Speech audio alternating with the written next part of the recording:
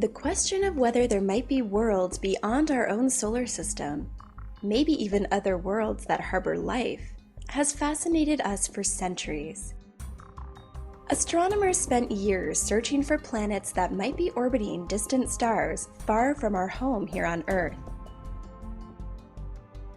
In 1995, they announced the first definitive detection of a planet orbiting a Sun-like star beyond our own solar system.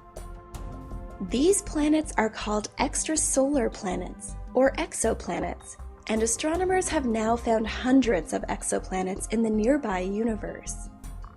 In fact, they believe that most of the approximately 200 billion stars in our own Milky Way galaxy alone have one or more planets orbiting them. Many of the exoplanets astronomers have discovered so far are giant gas planets, similar to Jupiter in our own solar system. They are much larger than Earth and tend to orbit their parent stars at much closer distances than Earth orbits the Sun. In part, this is because more massive exoplanets are easier to detect, but many scientists believe that smaller, rocky, more Earth-like exoplanets are actually more common in the universe. Recently, with more advanced telescopes, astronomers have begun to discover exoplanets that are similar in size and mass to Earth, but detecting Earth-sized exoplanets requires extremely sensitive technology.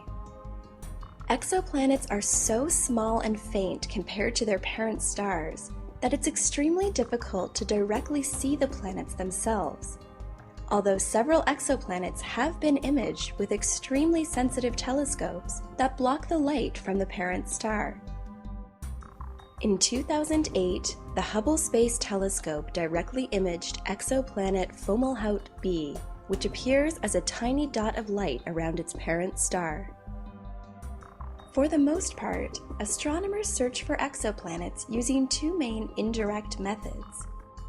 The transit method uses telescopes to search for tiny dips in the brightness of stars. If it sees the light from a star temporarily dim, it could mean that an exoplanet is passing in front of the star as it orbits around it, temporarily blocking a fraction of the light coming from the star. The second method looks for a shift in the color of light being emitted by a star.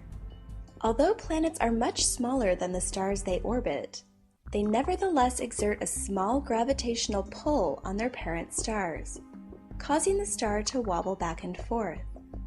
This movement affects the spectrum of light being emitted by the star from our vantage point here on Earth. Even from our place here on Earth, astronomers can learn something about the exoplanets themselves, such as their approximate size, mass, orbit, and, in some cases, even their atmospheric composition. Astronomers are especially eager to find exoplanets that orbit their parent stars in the so-called habitable zone, neither too close nor too far for liquid water to exist. If a planet is too close to a star, any liquid water on its surface will boil and evaporate. If it's too far, surface water will freeze and turn to ice. All life as we know it requires liquid water to survive, so looking for planets with the potential to harbor extraterrestrial life means searching for planets where liquid water can exist.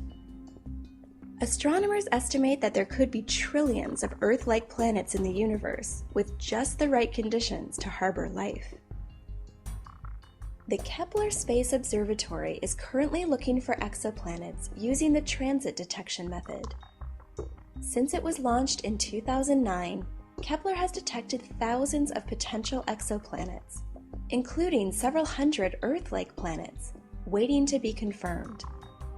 Astronomers around the world are using telescopes, in space and on the ground, to further investigate these potential planets and learn more about them.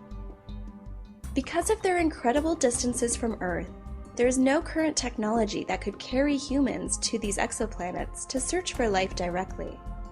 In the meantime, we'll continue to search for distant worlds and learn what we can about these fascinating places far from our own home here on planet Earth.